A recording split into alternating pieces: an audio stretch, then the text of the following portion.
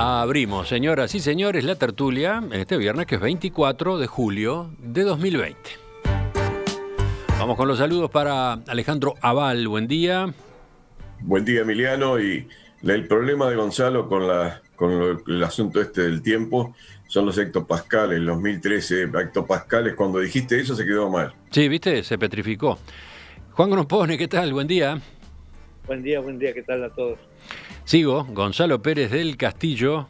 Buen día, ¿puedes hablar ahora? Buenos días. ¿Saliste del pasmo? Muy buenos días a todos. Acércate un poco más al micrófono y a la cámara, así te vemos mejor. Muy No buenos tanto, ahí, días por ahí, a todos. por ahí. Y por último, Oscar Sarlo, ¿qué tal? Buen día. Buen día, ¿qué tal? Saluda y se sale de la cámara, ¿no? Ahora sí. Bueno, vamos al primer tema.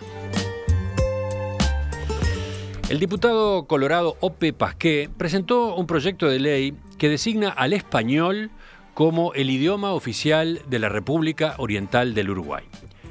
La iniciativa, de 4 artículos, establece que el español se empleará en todas las dependencias del Estado de acuerdo con las reglas de uso generalmente reconocidas en los países de habla hispana. Además, obliga a impartir el idioma según esas reglas en todas las ramas de la enseñanza y sin importar la libertad de cátedra. Por último, deja en manos de la Academia Nacional de Letras el dictamen sobre dudas o interpretación de las reglas del idioma. En su exposición de motivos, Pasqué señala que es notorio que el uso del idioma acusa hoy graves deficiencias, que se notan en la prensa, en anuncios comerciales, en redes sociales y hasta en documentos oficiales. El diputado afirma que a este panorama se suma hoy la irrupción del llamado lenguaje inclusivo en centros de enseñanza y en otras instituciones públicas, como el Ministerio del Interior y el MIDES en el gobierno anterior y ahora, recientemente, en la Intendencia de Montevideo. Pasqué agrega que fuera del Estado y de las aulas, cada uno es dueño de hablar o escribir como le parezca, pero los funcionarios públicos tienen que expresarse en el ejercicio de sus funciones de acuerdo con las reglas del idioma, y el idioma, de acuerdo con sus reglas, y no según le venga en gana a cada uno, es lo que deben enseñar los docentes a los niños y a los jóvenes. ¿Algunos de ustedes estaban especialmente interesados en este tema? Es una novedad de esta semana. Ayer hubo una nota en Búsqueda sobre este proyecto que reflota ahora el diputado Pasqué, porque ya lo había presentado en la legislatura anterior. ¿Quién quiere empezar? ¿Juan? ¿Vas tú? Sí, cómo no. Más de una vez yo insistí en que a la Constitución le falta ese artículo, ¿no? Es decir, que diga que el idioma oficial del país es el idioma español. Es cierto, lo has planteado. Mirá, me había olvidado. Pues, por eso eso es uno de los primeros elementos por los cuales quiero referirme. Y esto significa definir el idioma español como lengua oficial, significa la lengua de los documentos, de las leyes, de todo el manejo del Estado. Y significa también tener una referencia precisa, porque el idioma español tiene una academia internacional formada por todos los países hispanoparlantes, que es lo que se llama la Real Academia Española, pero en realidad es la Real Academia de la Lengua Española. De modo que hay una referencia precisa y eso se concreta en el diccionario de la lengua española, ni hay que hablar. Ahora, esa es una de las ventajas que me parece esencial, pero en forma lateral estoy de acuerdo que esto atenta contra el lenguaje inclusivo, que es una especie de mamarracho que se está propagando en este momento. Y supongo que, por ejemplo, Oscar estará de acuerdo con esto que estoy diciendo. Esto servirá precisamente, por ejemplo, para contrastar la resolución de la Intendencia de Montevideo de usar el lenguaje inclusivo incomprensible como lenguaje para los documentos. Ahora, la lengua en realidad se basa en varias cosas, pero una de las cosas que es indudable es el principio de mínimo esfuerzo. Es decir, el principio del mínimo esfuerzo dice que en general la lengua opta por las versiones más simples de decir las cosas. Eso hace, por ejemplo, que los verbos más usados o las palabras más usadas sean las más cortas de la lengua. Por ejemplo, el verbo ser o el verbo ir son verbos monosílabos, como cortísimos. En cambio, desollinar es un verbo muchísimo más largo. Es decir, eso tiene que ver con que usamos mucho más veces el verbo ser con el verbo desollinar. Y el caso, también la lengua establece reglas como que las palabras que tienen doble uso. El caso de la palabra o es un caso clarísimo. El o puede ser inclusivo o exclusivo. en general se entiende que lo es inclusivo, es decir, que es A o B, quiere decir que puede ser tanto A como B o ambas. En el caso de que se quiera decir hablar de lo exclusivo, hay que decirlo expresamente. Y esto es lo que se aplicaría, por ejemplo, al famoso todos, ¿no? Cuando decimos todos, sin ninguna otra cosa, queremos decir todos los seres humanos o todos los elementos de un conjunto. Cuando queremos distinguir si todos se refiere a todos los hombres, tenemos que decir todos los hombres o todas las mujeres. En fin, tenemos que especificarlo porque ese es el uso menos frecuente. Y bueno, y decir que el español es sexista, como se dicen los defensores del lenguaje inclusivo, es una verdadera estupidez, ¿no? Por ejemplo, en alemán los plurales son femeninos, en español son masculinos. Y de ninguna manera se puede sostener que el alemán sea una lengua no sexista y que el español sí lo sea, ¿no? Es decir, creo que en definitiva tiene grandes ventajas, yo apoyo calurosamente esta iniciativa. ¿Sí? Sin ambajes, sin matices. Vamos a ver. Bueno, tal vez la redacción, si la hubiera redactado yo, hubiera cambiado alguna palabra, pero nada más. No es lo mismo un ingeniero que un abogado redactando un proyecto de ley, ¿no? No. Aclaremos, Juan integra la Academia Nacional de Letras, igual que Óscar Sarlo. Vamos a él ahora, entonces, a propósito de este mismo proyecto. Bien. A ver, acá hay, como siempre, tenemos varios niveles para analizar estas cuestiones, ¿verdad? En lo teórico, yo tiendo a estar de acuerdo con Juan, en el sentido, creo que él iba por ese lado. Después está el tema constitucional que tendría que acotar alguna cosa. Acá subyace me parece una hipótesis teórica, que es cuál es la influencia del lenguaje sobre nuestro comportamiento, ¿no? O sea, si el lenguaje determina nuestra conducta comunicativa, y si esto a su vez determina igualdades o desigualdades, en fin, hay hipótesis detrás de eso que podríamos analizarlo. En principio, yo estoy de acuerdo con Juan en el sentido de que no está demostrado antropológicamente que el carácter sexista o no de un lenguaje, o sea, si hay marcas de sexo o de género en un lenguaje, eso determine que las sociedades sean patriarcales o no. Ya se han dado ejemplos de esto y no quiero abundar, pero bueno, por ejemplo, Turquía, el turco no distingue entre hombre y mujer en el lenguaje, no tiene marcas de ese tipo, y sin embargo una sociedad totalmente patriarcal, que no creo que ninguna mujer, como dice en algún texto la profesora Bertolotti, ninguna mujer elegiría ir a vivir ahí porque no tiene marcas en el lenguaje. Entonces, no hay una correspondencia, no está demostrado que esto sea así. De todas maneras, parecería que el lenguaje es un campo en el cual podemos actuar y, bueno, habría que ver qué es lo que se puede hacer. Ahora en otro momento quizá hablemos de esto. Yo lo que digo que tampoco se puede cambiar por decreto el lenguaje, ni se puede imponer por cualquier norma, salvo, claro, formas de intervencionismo legislativo o administrativo que puedan resultar un poco autoritarias, quizá. Entonces, efectivamente, como muchas veces lo ha señalado Juan, la Constitución, es raro que la Constitución uruguaya no tiene una definición de cuál es el idioma oficial. Lo podría haber hecho, pero no lo hizo, igual que no lo han hecho otras constituciones. Por ejemplo, la Argentina tampoco lo hace, la mexicana tampoco. La mexicana toma y otras constituciones toman otras directivas, ¿verdad? Defienden las lenguas originarias o promueven el cultivo de todas las lenguas, en fin, toman distintas posiciones. Ahora, lo que sí tengo claro, no soy un experto en constitucional, pero digamos tengo la impresión de que el Estado debería tener una política común sobre esto.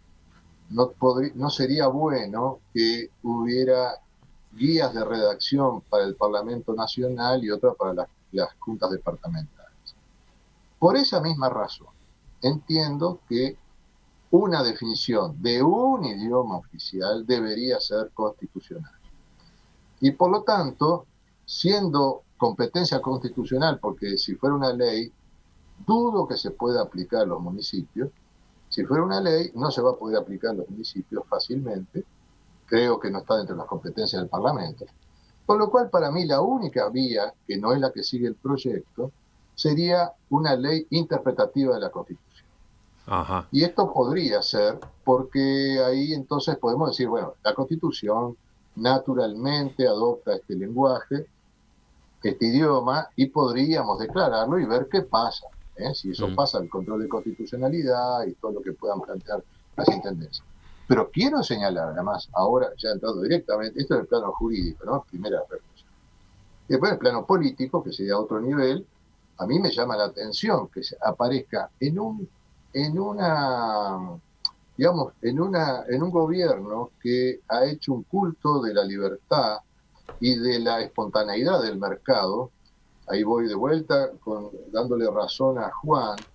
El mercado lingüístico, el mercado de las comunicaciones es el que define cuál es la forma de hablar. Yo no soy partidario de regular estas cosas, aunque puedo admitir algunas políticas que no sean demasiado invasivas. El problema es que esto me parece que apunta directamente a algunas políticas municipales.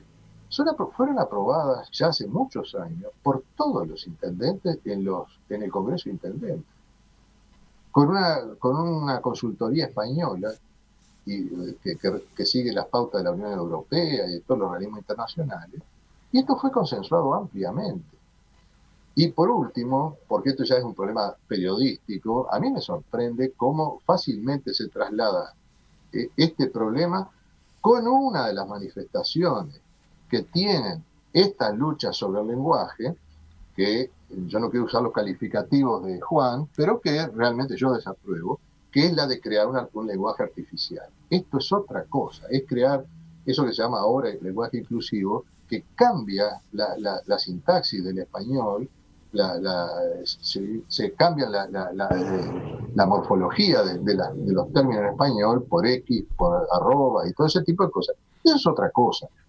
Acá los manuales que ha recomendado la Unión Europea, que adoptaron el Congreso de Intendentes, que ya adoptó también el Parlamento Nacional en una guía sobre redacción de normas, lo que habla es de el uso inclusivo del lenguaje, es decir, aprovechar formas que ya dispone el idioma, digamos, más reconocido, más aceptado, para evitar las formas más groseras de sexismo. Pero esto es otra cosa.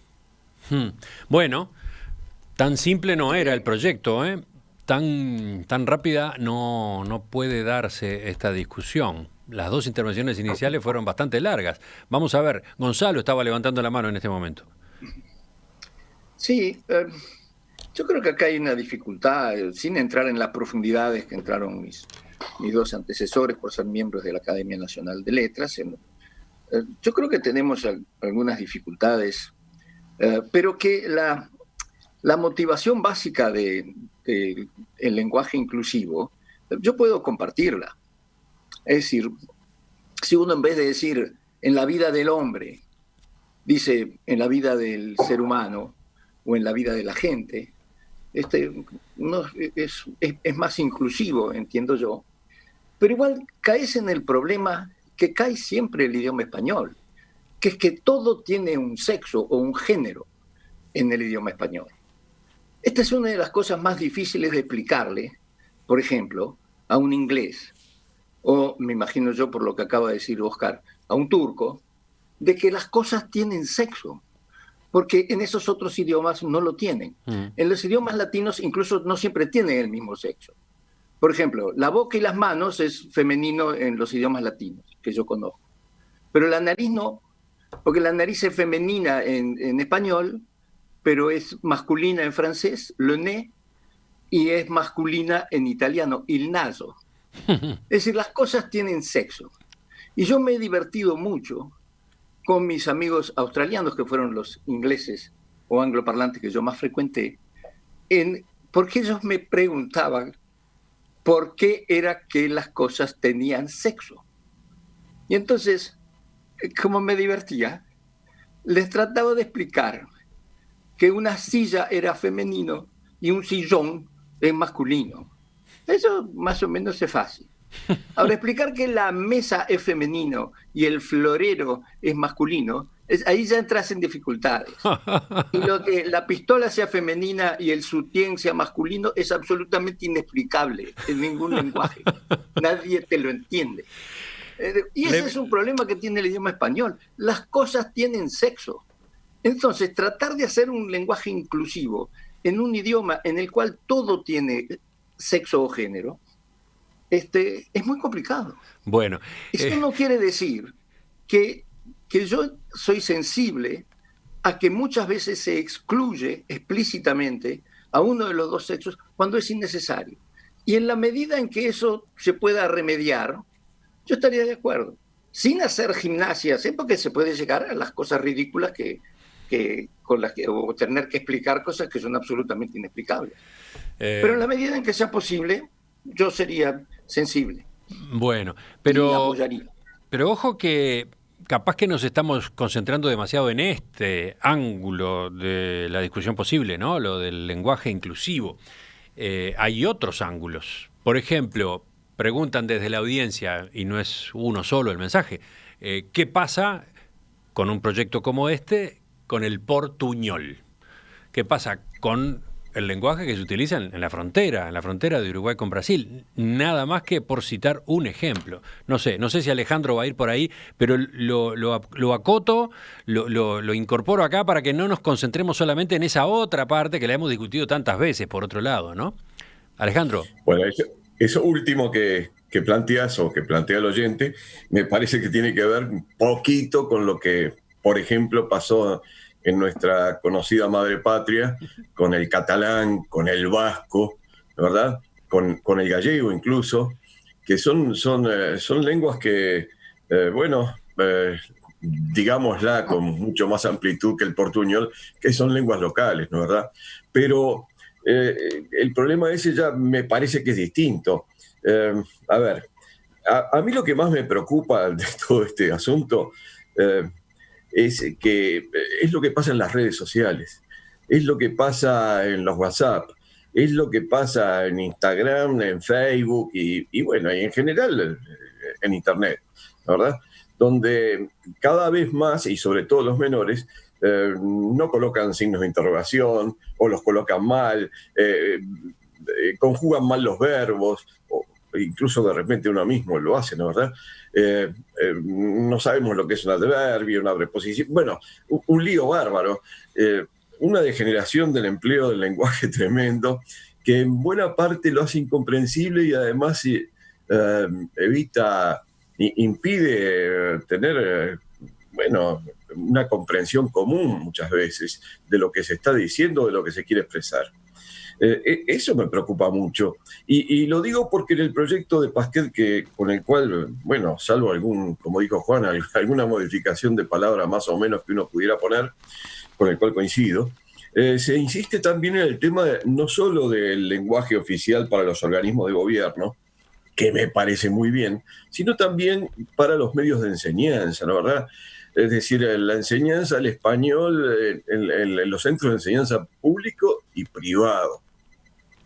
Yo creo que quizás sea lo fundamental. No me parece razonable que entre dentro de la posibilidad de la llamada libertad de cátedra que cualquier maestro, cualquier profesor pueda después utilizar el lenguaje como se le ocurra.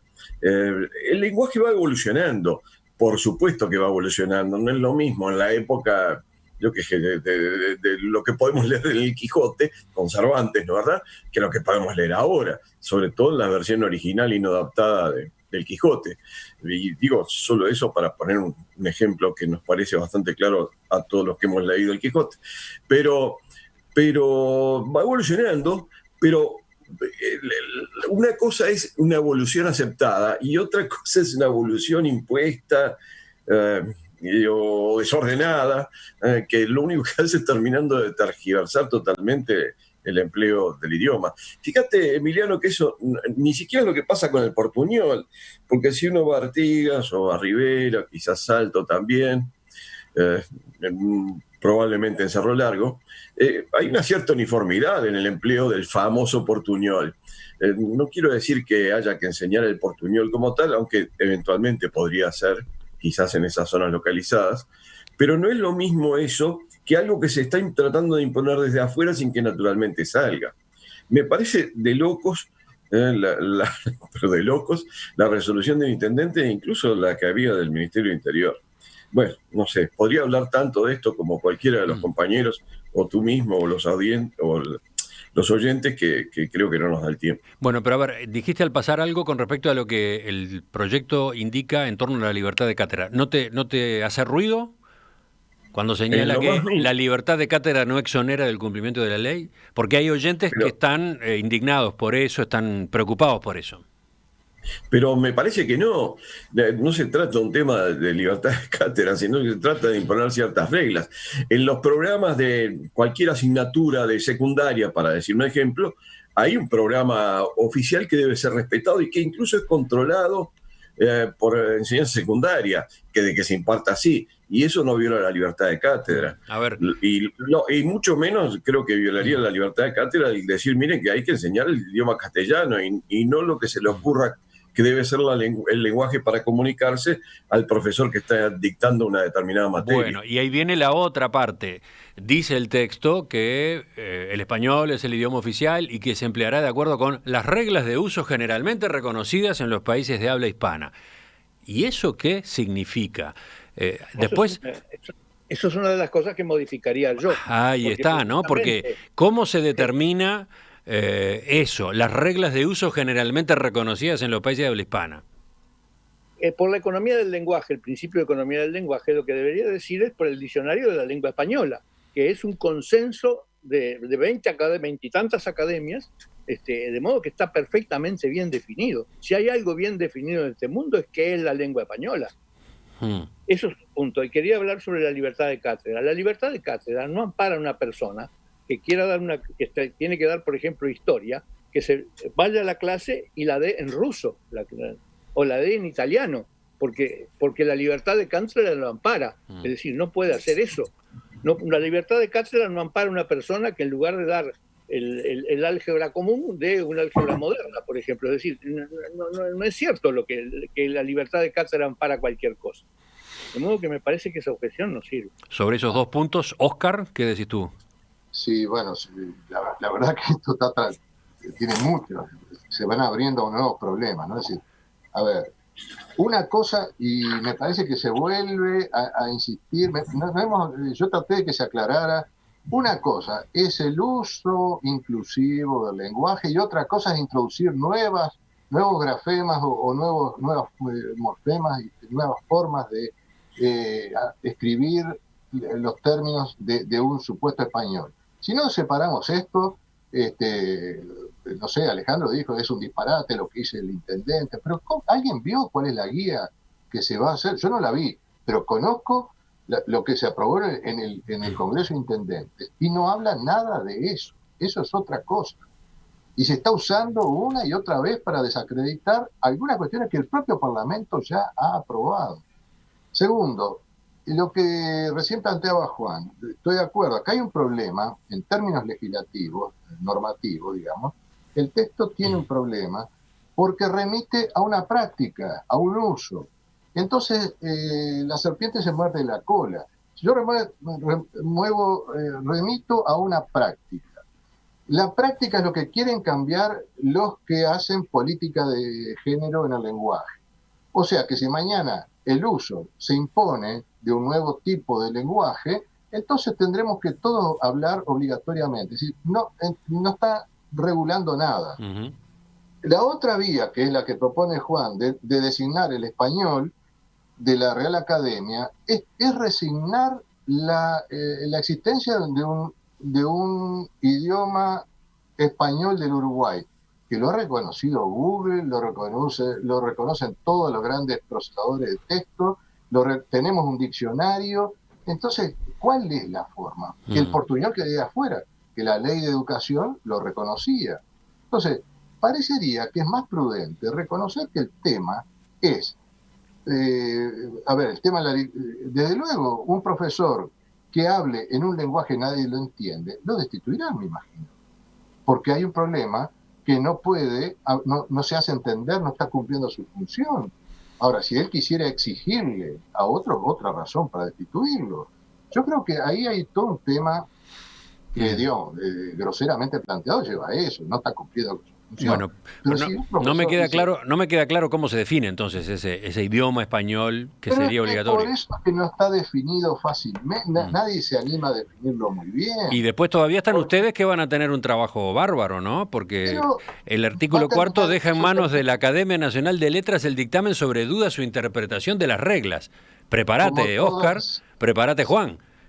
Sí, bueno, por eso, además la cosa de poner a la academia como árbitro de todas esas discusiones, ahí termina. Esto termina en nada, porque no se puede controlar una práctica social como esa.